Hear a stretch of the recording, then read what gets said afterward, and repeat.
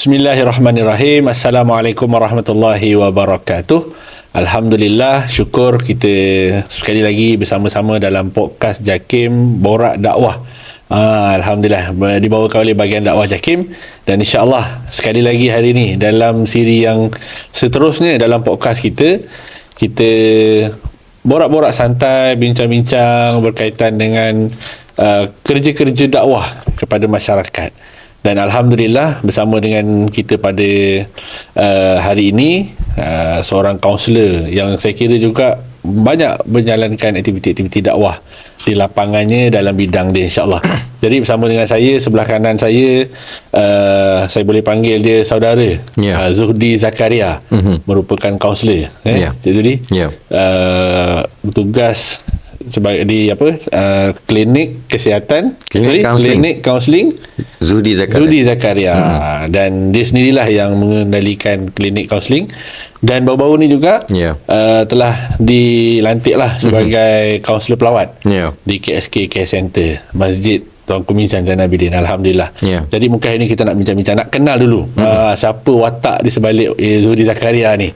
Baik, penonton sekalian, sama-sama bersama dengan kita ni boleh komen, share, like, dan juga kita nak berkenalan lah.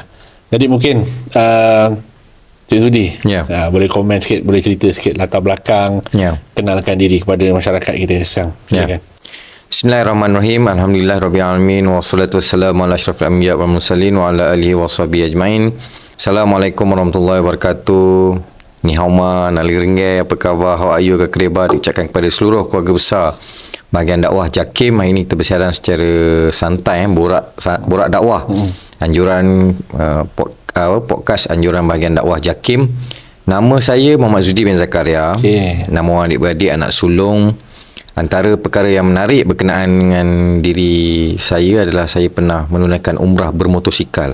Ini adalah kita sebut sebagai dakwah bilhal lah, dakwah secara praktikal yang kita percaya kita menunaikan umrah ni melalui jalan darat. Biasa orang pergi, baru-baru ni pun ada viral tentang kucupan di Hajaratul Aswad kan. So saya faham berkenaan keterujaan ataupun kesukaan serta kita sebut sebagai ibrah yang diambil dalam menjalankan kerja-kerja dakwah, umrah, ibadat ataupun ziarah yang kita katakan antara ziarah yang dinanti-nantikan dalam kehidupan seseorang. Masa pergi tu berapa jam tu perjalanan naik motor? Rata-rata lah perjalanan yang kita lalu satu hari lebih kurang dalam 800 km. Satu hari 800 km. So perjalanan tu ambil masa 16,000 km. So kita boleh bahagikan, kita tamat lebih kurang 14 bulan 3 kita berlepas pada tahun 2014. 16,000 kilo tu kalau kita bahagikan hampir satu hari tak kurang 800 km. So kita melalui 12 negara. Tuan-tuan boleh tengok di YouTube Kembara Bumi Suci 3 ataupun Kembara Bumi Suci 2014. Kita merentasi Malaysia, Thailand, Laos, China, Kyrgyzstan, Uzbekistan, Kazakhstan, Georgia, Turki, Mesir, Jordan dan Saudi Arabia. So 12 negara, 16,000 km, 60 hari lebih lah. Dan itulah sebenarnya perkara yang menarik dalam perjalanan seorang, kalau kata kita panggil sebagai seorang da'i, sebagai seorang duta ataupun muslim yang kita percaya hidup sebagai seorang yang ada tanggungjawab.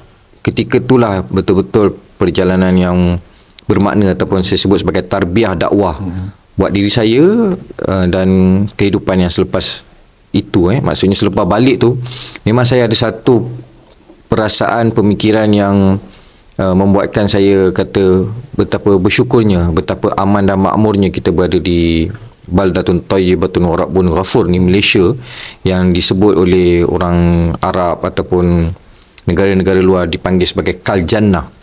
Negara kita ni seolah-olah seperti syurga lah. Nak air terjun kita ada. Kita dah sempurna, maksudnya dah ada kelebihan kat situ. Kecukupan tu sebenarnya Allah dah turunkan satu nikmat, satu kelebihan dalam negara kita ni, Malaysia ni, yang kita panggil cukup segala-galanya. Kita nak pusat beli belah tak terhitung. Alam anda, alam bukan anda, alam kau lain. Alam lain kan. Air terjun kita banyak ada pantai, kita ada gunung ganang, gunung ganang. pekerjaan pun macam-macam pekerjaan ada dalam negara kita, buruh, nelayan, petani, jago sukan, betul. dan juga jutawan. Jadi tu lagu tu lagu ada kat negara kita betul. Sebab itu saya kira lebih kepada keunikan Malaysia tu sendiri. Namun kalau kita tengok itu saya kira perjalanan hidup tu yang membentuk yang bernama Zudi Zakaria sekarang saya kira kan. Tapi dari segi sepanjang bertugas kita kata macam mana tiba-tiba nak jadi kaunselor ni? Perjalanan bergerak ke sana ke sini, mungkin boleh cerita minat belajar tu memang ke arah tu ke lepas tu memilih daripada kecil dah fikir akan datang nak jadi kaunselor ke macam mana? Dia istilah barulah kan, orang kata no je jadi kaunselor kan. Ataupun ada yang kata saya ni adalah BBLU kan. Budak-budak lambat nak up BB budak-budak lambat nak up, BBLNU, budak-budak lambat nak up. Apa yang berlaku ni saya percaya adalah qada dan qadar. Dalam keadaan qada dan qadar pun secara usaha ataupun ikhtiariahnya, saya ada satu impian dari sejak sekolah lah, mungkin kalau tuan perasan pembesaran ataupun alam yang kita lalui tu. Saya ada satu persepsi ataupun sudut pandang yang saya pegang, bahawasanya saya nak dilihat sebagai orang kalaupun bukan baik, look good. Kalau kata saya tak boleh nak jadi yang terbaik pun, sekurang-kurangnya usaha ataupun keberadaan saya dalam dunia ni adalah yang terbaik yang saya boleh lakukan. Dan akhirnya jadi baiklah. Dan ketika di sekolah tu bidang social science ni, saya ni corot matematik lah. Dan saya yakin bukan saya saja dia ada kelemahan sedikit lah. Orang kata bukannya bodoh matematik. Matematik ni terlalu baik untuk saya. Contohlah kan. Tapi duit pandai kira. Duit pandai kira dengan benda-benda yang kita kata 1 sampai 10 kan, peratus kan. 1 kau punya, 2 aku punya, 2 114 kan. Bila ke saya je 4% lah. Kalau awak tu je tu yang untung. Jadi impian ataupun kita sebut sebagai mimpi nak jadi orang yang baik tu selalu ada dalam diri saya, walaupun membesar dalam keadaan yang bukan nakal ada yang kata lebihan tenaga, tapi sebenarnya kreativiti tu yang membuatkan seorang lelaki tu dilihat sebagai versatile, aktif, ada tarikan dan saya yakin kebanyakan wanita ingin rasa selamat dan hidup dengan lelaki yang versatile, kreatif, punya keberanian dalam nak mendepani zaman serta menakhoda hidup sebagai seorang yang kita sebut sebagai lelaki yang budiman. Selain daripada nak jadi lelaki budiman ni, kata-kata lah kata-kata yang mempengaruhi hidup saya adalah, kalau hidup sekadar hidup, kera di hutan juga hidup. Kalau kerja sekadar kerja, kerbau di sawah juga bekerja. Oleh yang demikian saya setkan the best version of myself ni untuk menjadi seorang yang memberi kebaikan, jadi kaunselor, tubuh beberapa klinik counselling community, bertugas di sana sini dalam bidang kaunseling dan akhirnya menyumbang dalam cara dan apa yang melekat di badan. Jadi sepanjang kita kata bertugas sebagai kaunselor, berhadapan dengan masyarakat, berhadapan dengan situasi-situasi yang pelbagai, mungkin kita kata sebenarnya apa tugas kaunselor yang relevannya kepada masyarakat. Masyarakat nak apa pada kaunselor ni? Isu kesejahteraan mental ataupun kesihatan mental ni adalah urusan semua orang. Kita tak letak urusan kesejahteraan mental ni pada institusi semata-mata, Kebawah-Duli Yang Maha Mulia ataupun kita sebut sebagai Perdana Menteri, pemimpin. Dia adalah urusan semua orang sebenarnya dalam kehidupan yang sejahtera ni. Kita faham kerajaan ada tuntutan berapa orang sahaja yang terlibat dalam sektor kerajaan. Kalau kita ada angka yang hampir tepat 1.64 juta, selebihnya kebanyakan dalam industri kecil dan sederhana dan bidang ataupun kita sebut sebagai sektor swasta. Oleh yang demikian, saya percaya bahawasanya dari segi urusan kesihatan mental dan kesejahteraan mental ni, ilmu kaunseling ni perlu ada dalam setiap komuniti dan setiap Korea. Kalau boleh kita buat satu kaunselor, satu Korea. Yang ini mungkin Jakim boleh jadi champion ataupun kita usahakan gerakan dalam komuniti karya di kampung karya kan. Kalau kata dalam Islam pun, Ustaz lebih faham, tuan-tuan lebih tahu daripada saya, bahawasanya 40 orang keliling rumah kita ni adalah jiran. Dan ilmu kejiranan, ilmu kaunseling, ilmu kemanusiaan ni perlu subur, mekar, membumi dalam masyarakat yang kita sebut sebagai yang kita katakan masyarakat yang mendambakan keredaan, ijtinab mardatillah wa imtisal mardatillah wa ijtinab ma ghadaballah. Ini saya jumpa ketika peringkat pengajian tinggi di CJ Tinggi Agama tu, dia kata meminta ataupun mendambakan perkara-perkara yang baik yang disuruh oleh Allah Subhanahu Wa Taala, dan menjauhi perkara-perkara yang kita sebut sebagai yang dilarang, sifat-sifat mazmumah. Dan kita terperanjat sebenarnya dengan keadaan statistik yang semakin membara di kalangan kemalangannya. Kita percaya 80 minit satu kemalangan kematian berlaku. 2/3 daripada kematian adalah daripada penunggang.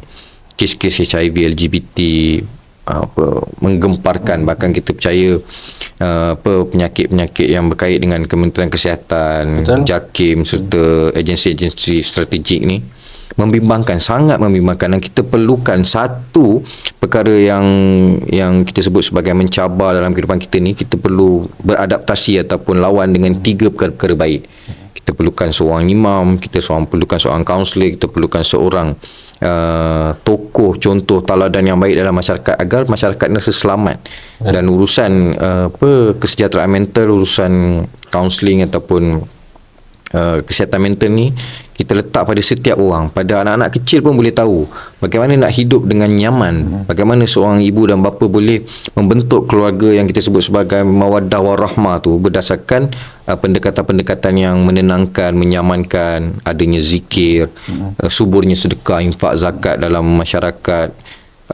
Tiang ataupun pillars on Islam melalui solat itu kita kukuh, dan kita tambah dengan amalan-amalan sunat yang lain. Dengan kedatangan bulan-bulan yang mulia dalam kehidupan kita ni, kita boleh sebenarnya beradaptasi serta berdaya tindak dengan masyarakat isu sosial yang semakin membimbangkan ini. Dengan cara apa? Dengan cara kita bersungguh-sungguh melakukan kerjasama antara ramai pihak, bukan saja kita letak pada salah satu pihak JAKIM semata-mata. Sebenarnya JAKIM ni adalah kita sebut sebagai nakhoda, sedikit sebanyak dalam institusi kita perlukan badan yang absah ataupun benar. Namun lebih daripada itu, kita perlukan kerjasama dan paduan antara masyarakat dan institusi untuk melahirkan masyarakat yang nyaman, tenang, damai dan membahagiakan. Cuma bila kita tengok kan, ada juga perbandingan kaunselor biasa yang bukan Islam lah kita katakan. Dia lebih kepada tentang memberikan semangat, motivasi, mind over matters. Yes, dia tidak ada spiritual punya konsep kan, psycho-spiritual Islam. Dan saya nak tanyalah pandangan Tuan Zudi sendiri, bila kita tengok sebagai kaunselor Islam ni, dia ada satu peranan, ada satu tugas yang dia kena bawa juga elemen Islam, elemen dakwah, memberi kesedaran juga dari sudut ketuhanan, aspek akidahnya, cara hidup, ibadahnya kan. Sebab kadang-kadang faktor mental dia mungkin ada puncanya daripada amalan agama itu sendiri, yang mungkin kita practice kata yang masih kurang kan. Tapi mungkin Tuan Zudi mungkin boleh, ada tak berlaku situasi tu di kalangan klien-klien yang berhadapan yang memang kaunselor Islam memberikan suntikan-suntikan kita kata psycho-spiritual Islam ni, berikan semangat, kesedaran ataupun amalan-amalan yang sepatutnya memang dia kena amalkan?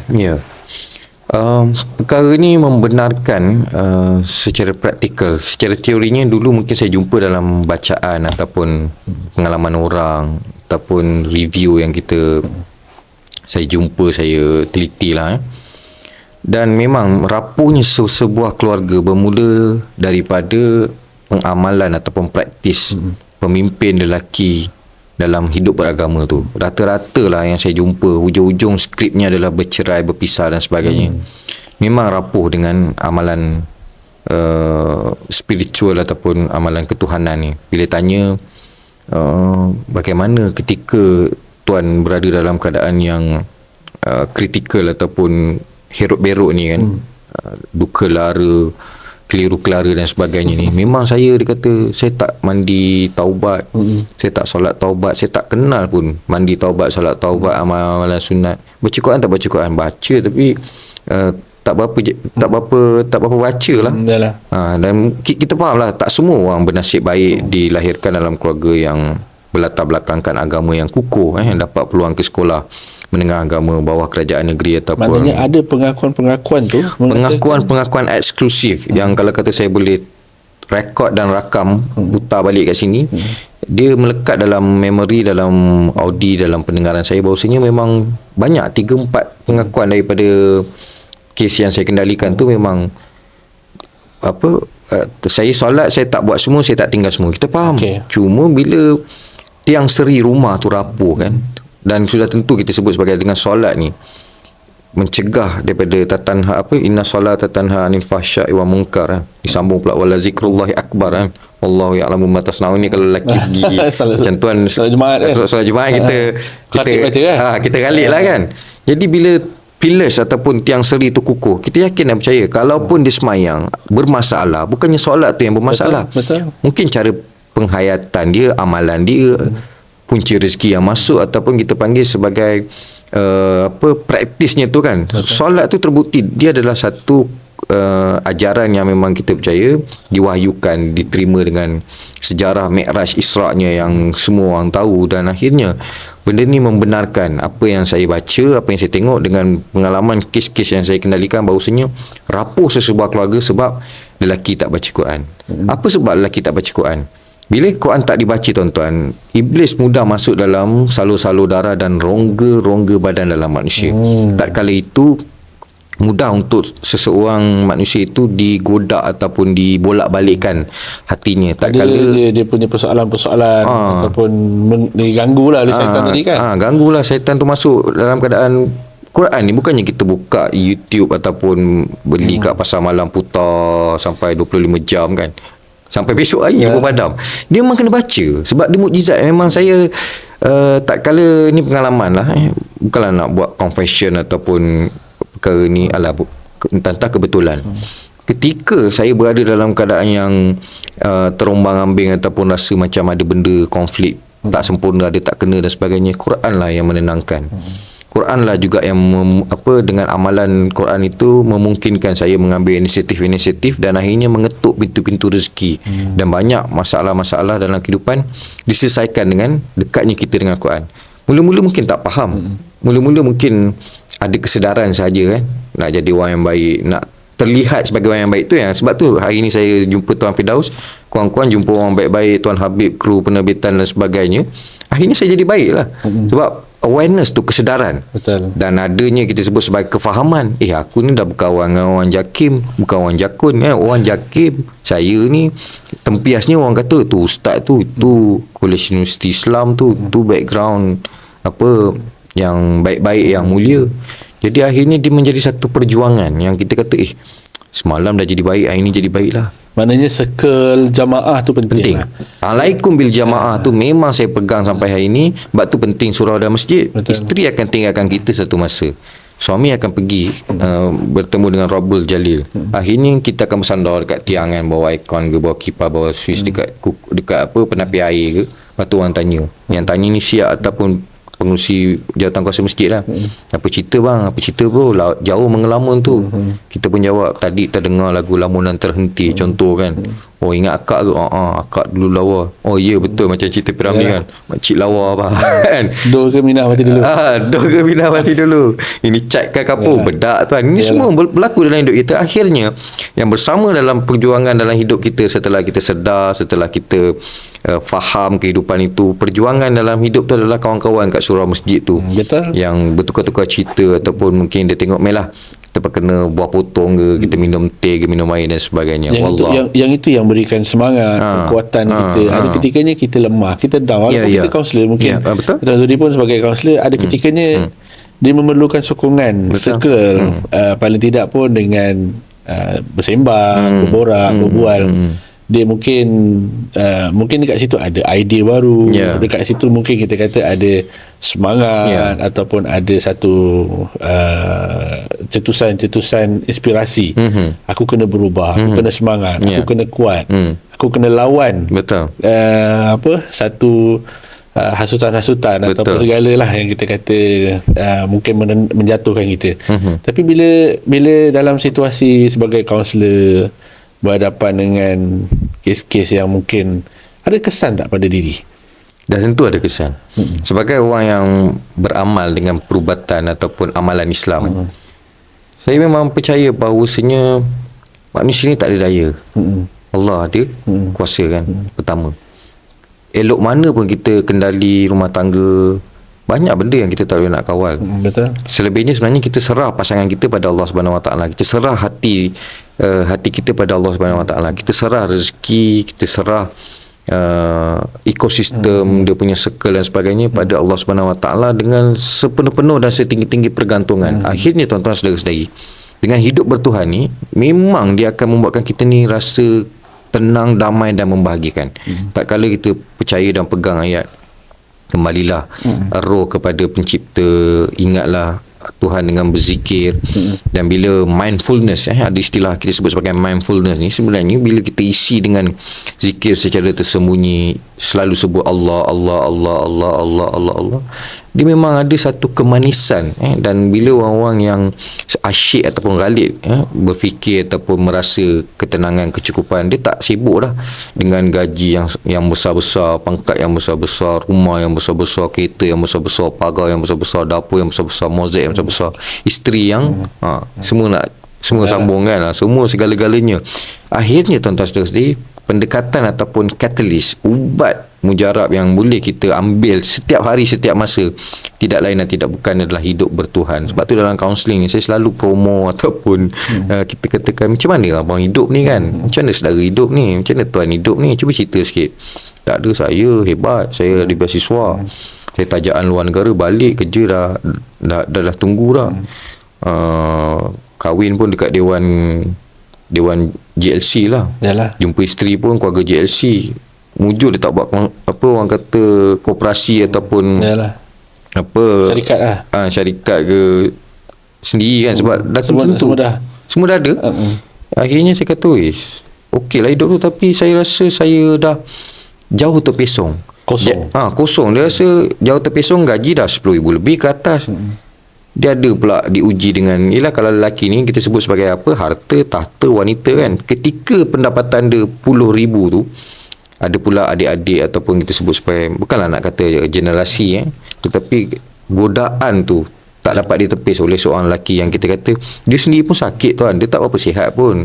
Dalam keadaan bila dah kahwinan ni dah lama, isteri pun kata, kenapa awak bertingkah laku sedemikian rupa, saya setia, saya jaga kemuliaan wanita, kehormatan saya, apa yang berlaku pada awak? Dia kata saya tak ada tarikan pada awak. Dia kata ustaz, kadang-kadang dia panggil saya ustaz, jauh di sudut hati saya, hari-hari saya baru nak start. Saya sentiasa nak jadi baiklah kan berkawan dengan ustaz yang betul-betul. Dan akhirnya tuan-tuan, perkara tersebut memberikan satu pengajaran kepada saya supaya pertama Zudi, you have to walk the talk. Yalah. Saya tak boleh nak bagi kaunseling kepada orang dalam keadaan saya punya rumah tangga pun orang tengok atas bawah kiri kanan.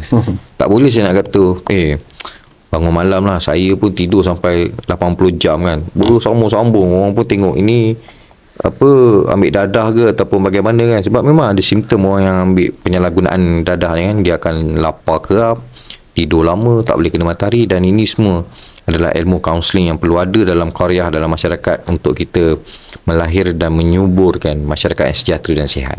Okey, kalau kita tengok berdasarkan kes-kes yang berlaku masyarakat hari ni, boleh tak kalau kita kata masyarakat hari ni sakit sebenarnya dengan situasi-situasi yang dijumpa hari-hari? Macam hari ni ada kes? Ada. Maknanya hari ni saja saya berjaya menyelamatkan dan berdaya tindak dengan 3 kes yang kita kata ekstrim lah juga kan, untuk memahami mendengar. Satu kes, seorang yang kita sebut sebagai kelihatan luarannya nampak okey tuan-tuan, dari segi penampilannya, cermin matanya, dari segi sikap rambutnya, penampilan kita sebut yang kita nampak appearance 80%. Jumpa-jumpa cik saya ni, saya dah lesu upaya lah, burn out ni. Dia nak reset diri dia baru. Dia salahkan, blaming kadar dan kadar takdir. Saya buat 7 berniaga, 7 lingkup, 8 lingkup. Yang ke-8 ni baru rancang ni lingkup. Buat 7, 8 lingkup. Bayangkan tuan-tuan, saya kata biasa orang 7, 5 lingkup, 2 okey, 1 pun jadilah kan. Tak ni Ustaz, saya ni nasib malang betul tu. 7 rancang, 8 dah lingkup. Baru proposal, baru nak pinjam situ, baru nak keluar dulu produk, baru nak apa, belum sempat buat lagi lah. Belum sempat buat. Saya kata macam ni lah, benda ni kita perlu sesi yang lama.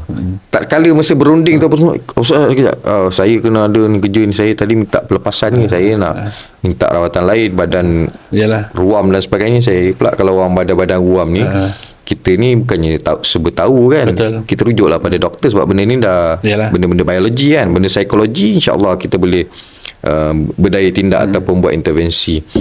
Dan saya tengok, kalaulah di bandar utama di negara kita ni isu-isu sedemikian berlaku, saya yakin dan percaya di pinggir, di luar bandar pun berlaku. Di Kuala dengan cara Kuala, di tanah rancangan dengan cara dengan isu konflik tanah rancangan. Dan akhirnya tuan-tuan, kita kena bersatu hati, bersatu tekad untuk melahirkan masyarakat yang sejahtera. Kalau boleh sebagai kesimpulan, kan, sebab saya bila sebut tentang sakit dalam beberapa minit hujung ni, Tuan Sudi mungkin boleh simpulkan dengan masyarakat yang hari ini, apa nasihat-nasihat yang sesuai untuk kita berikan supaya menjadi satu kepada pendengar kita yang dalam podcast Yakin Borak Dakwah ni, mungkin ada satu benda yang dia perlu ambil sebagai satu semangat, pesanan. Dan kita tahu dah ni ada masalah, kita dah bincangkan tadi dia punya implikasi dia.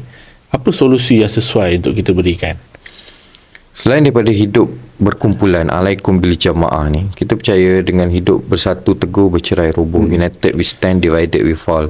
Satu isu dia akan mengakibatkan isu-isu yang lain. Mustahil satu isu kita kata itu sebenarnya adalah isu, sedangkan tip of the iceberg tu, kita tengok ais kat atas tu, bawah tu lagi banyak ais yang besar ataupun isu-isu yang berkaitan.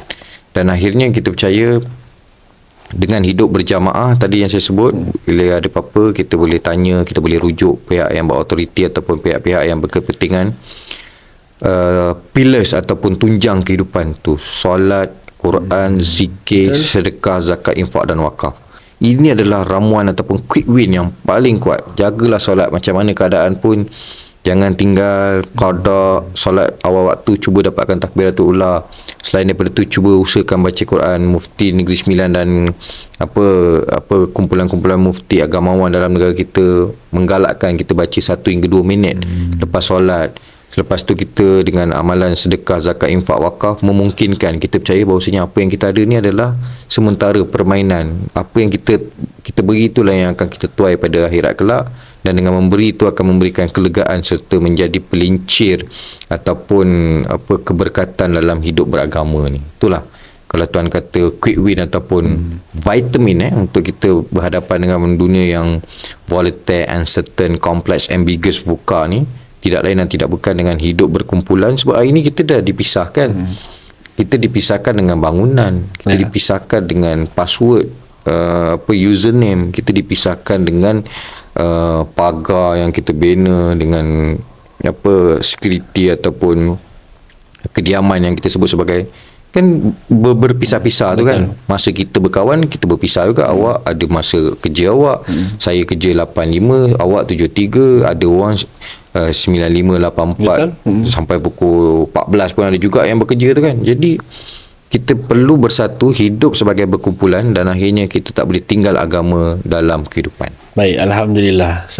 Kesimpulan yang sangat menarik. Kita berbincang, kita bercerita tentang tugas dan peranan pendakwah sebenarnya. Walaupun kita kata sebagai seorang kaunselor ada peranan dakwah dia. Betul. Ada peranan dalam tarbiyah, memberikan kesedaran kepada yang memerlukan lah. Mungkin kalau sebahagian pendakwah dia pergi ke lapangan, ada sasaran dia. di peringkat kaunselor ada juga sasaran yang mungkin yang agak sedikit berbeza, dan mereka bersedia untuk mendengar apa saja pandangan daripada kaunselor.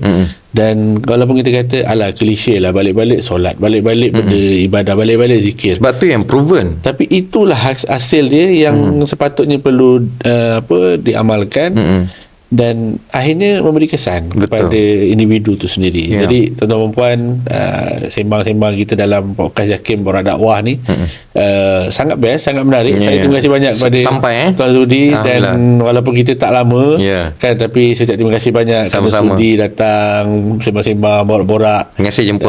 InsyaAllah akan datang kita jumpa lagi, kita bincang-bincang banyak lagi perkara. Saya kira banyak lagi nak dikongsikan, perkongsian pengalaman-pengalaman menarik yang nak disampaikan. Mudah-mudahan kita jumpa lagi. Terima kasih banyak atas kesudian bersama-sama dalam mendengar, dan Allahu alam. Terima kasih banyak. Assalamualaikum warahmatullahi wabarakatuh.